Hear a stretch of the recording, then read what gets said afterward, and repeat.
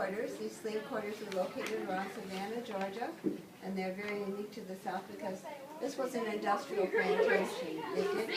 They did make brick on this plantation. They didn't grow cotton and tobacco. And they made over 60 million brick, and that's why the quarters are made of brick. It didn't cost them anything.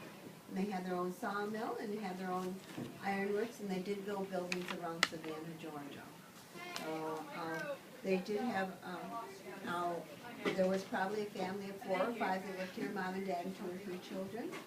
And we think the enslaved person who lived here was a carpenter, because not a lot of enslaved people had beds, but apparently he was able to build a bed for he and his wife.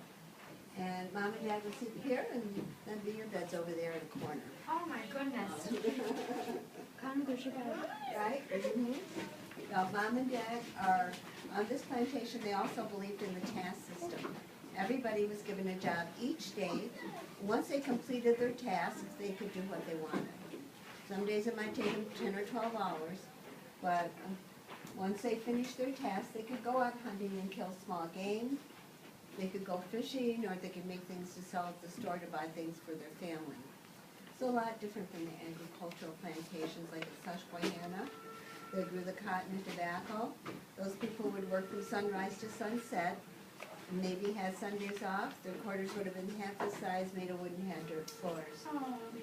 So there was a big difference between the 2 different types of plantations in the South. And there was this, did you say Savannah? This one came from Savannah, Georgia. Mm-hmm. Yes. So they treated their slaves much nicer? Well, this just depended on who their master was. Henry thought he kept families together, and he felt if you grew up as an enslaved person, then you didn't know any other way of life. Mm-hmm. Or if somebody did try to run away in your family, then your family members were there to be punished. So no one wanted their families hurt. And he did have a hospital on the grounds, and he had a doctor that came by once a month. But once again, he was not being so humane. He's protecting his investment. Mm-hmm. A sick, enslaved person couldn't do it. So it would cost it was money. Just like a broken machinery. It had, and so he It's wanted more to like make property. sure that they were, the upkeep was good. What is the book that was on the bottom? That's the Bible. On this plantation, they were allowed to read it. Not very few plantations you weren't allowed to, but So on this one, it was different. This was the original bed too? I'm not sure, I don't think so. This was similar. Because when Henry Ford bought these in 1936, he had to move people out of them. They were still living in these.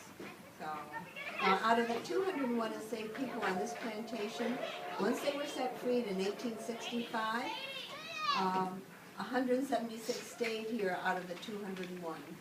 They already had a good place to live compared to most people. And they also, these people had skills, like your brick makers, your iron workers, so they were able to find jobs also, to support their family. We have to thank the African people for a lot of things, such as the beautiful baskets. They're still being made in Africa, and probably lots of in like North Carolina and South Carolina. And they brought over black-eyed peas, okra, and one of my favorite things is watermelon. So we have to thank him for those. This is called a This is their musical instrument. They would take beads and string them together and put them over top of gourds. And gourds came in handy for a lot of things, for bowls. They used them to drink out of. Little girls would paint faces on these, put clothes on, that would be their dollies. Didn't have a Toys R Us around. Like our Walgreens, our CVS. If you were sick, you just couldn't run out to the drugstore, so you would have to grow different herbs in your gardens for medicinal purposes, such as sage for a cough, mint for an upset stomach. Thank you.